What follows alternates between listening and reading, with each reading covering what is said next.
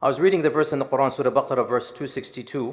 Ya ayyuhalladhina amanu, la tubtilu sadaqatikum bil manni wal adha. O you who believe, do not destroy your charities by al-manni wal adha. And I'm going to translate these two words.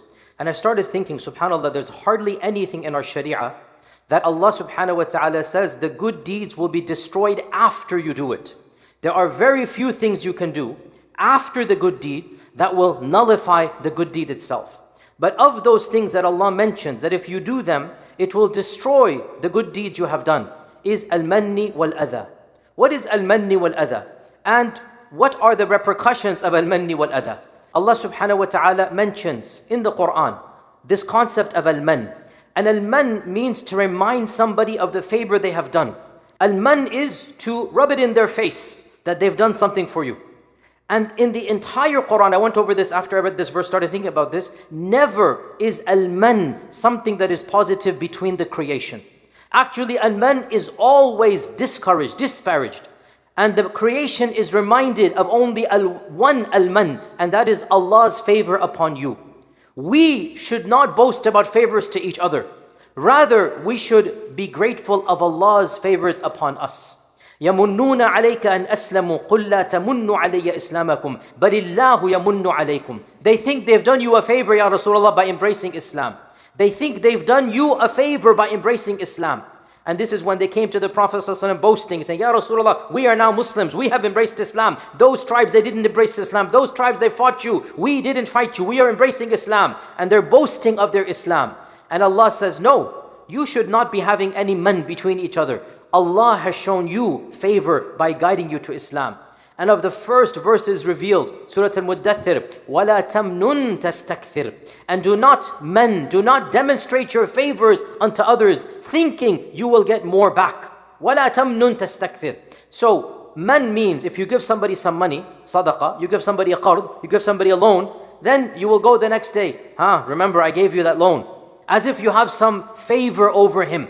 And adha, لَا تُبْطِلُ صَدَقَاتِكُم بِالْمَنِّ وَالْأَذَى. Adha means to bring any distress to somebody whom you have helped. Adha is broader than man, because man is a type of adha. Any distress, any hurt feelings.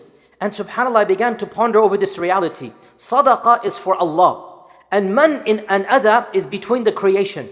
And Allah is saying, if you hurt the creation, you will destroy your ibadah between me and you. Think about that.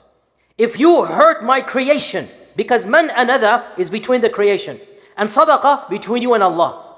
And Allah is saying, when you give sadaqah, that's between me and you, if you follow that sadaqah up by causing irritation in the person's heart, by reminding the person you have done a favor, then in reality, the entire good deeds between me and you will be destroyed. And this shows us a simple principle in Islam that we're all aware of, and that is the huquq between the creation are more sacred. They have a higher status than the huquq between Allah and the creation. Why? Because between Allah and the creation, Allah is Ghafoor, Allah is Rahim. And the default, Allah will forgive as long as a person repents. But between the creation, Allah Azza wa Jal has left it between the creation and He will not intervene.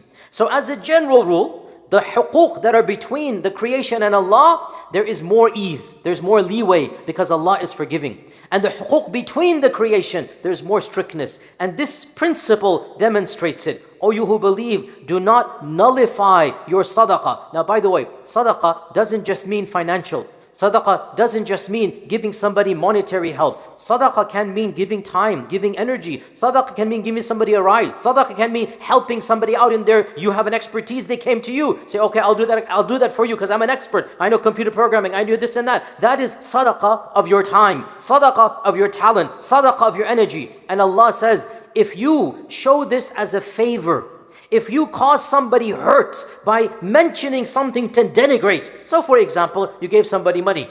And man would mean you rub it in their face. Akhi, I gave you money, so it's as if you owe me one. Adha could mean that like a sarcastic comment, like maybe you're in a gathering and somebody brings up, I don't know, some item to buy. Say, well, you cannot afford it, we know that. This is like you're rubbing it in his face, like I gave you a loan, you cannot afford that. This is an adha. Any irritation that you give to somebody is an adha. And Allah says, if you dare do this, your sadaqah is batil. تُبْطِلُوا صَدَقَاتِكُمْ. It is of no value. And in fact, the verse right before it demonstrates that Allah says that إِنَّ الَّذِينَ يُنْفِقُونَ أَمْوَالَهُم فِي سَبِيلِ اللَّهِ ثُمَّ لَا يُتْبِعُونَ مَا أَنفَقُوا مَنًّا وَلَا أَذًى. Those who give their charity for the sake of Allah and then do not follow up that charity by reminding people of that charity or by hurting other people, those are the people that will have the reward with Allah. Then Allah says, listen to this, قَوْلٌ مَعْرُوفٌ وَمَغْفِرَةٌ خَيْرٌ مِّن صَدَقَةٍ يَتْبَعُهَا أَذًى.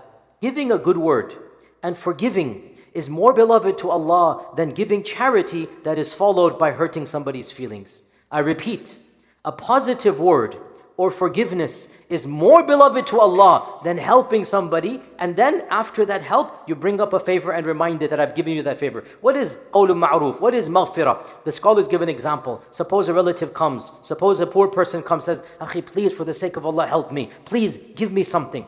Allah is saying, if you're going to give them money, and then it's going to be a favor that they owe you, Allah says, it's better you don't do that.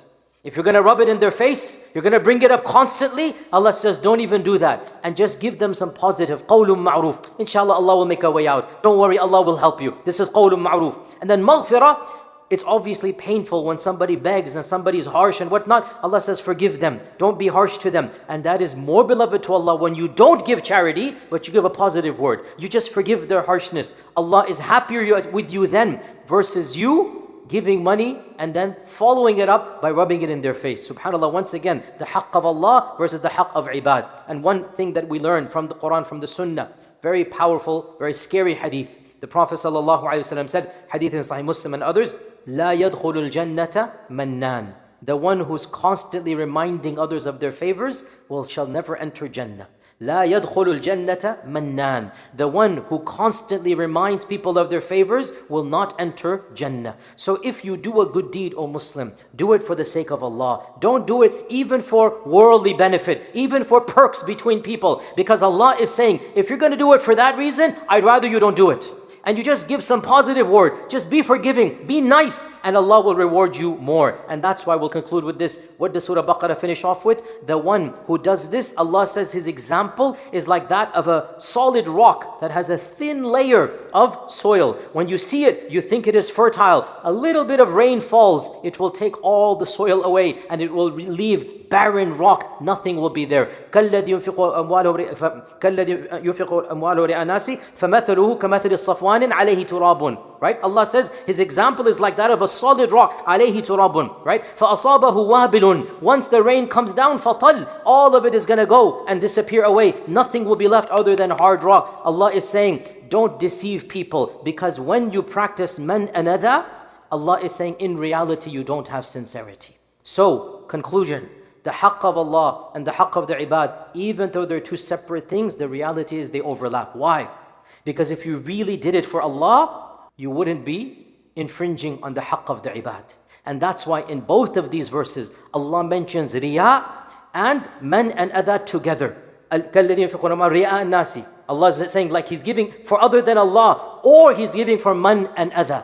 The two are related. When your iman is weak, then you will do it either to show off your good deeds or you want something from the other person. If you are sincere, neither will you show off, nor will you do it to get something back from the other person. To conclude, therefore, every good deed that we do, we have to make sure not only is our intention between us and Allah pure, but also between the makhluk. We're not doing it to curry favors back at them. We're not doing it so that we can remind them, so that they owe us a favor, so that we can take advantage of them if we did some good to them, so that we can then do something with them, with their money, that we would not otherwise do. If you do a good deed to somebody else, you do not have the right to trample on their possessions, on their time. Now, by the way, the flip side of the coin, obviously, if somebody has done a good deed to you, you should reward them from your voluntary heart, from the goodness of your heart. Yes, you should do that. But for them to demand, for them to act entitled, for them to rub it in your face, Allah is saying, I would rather you don't do it.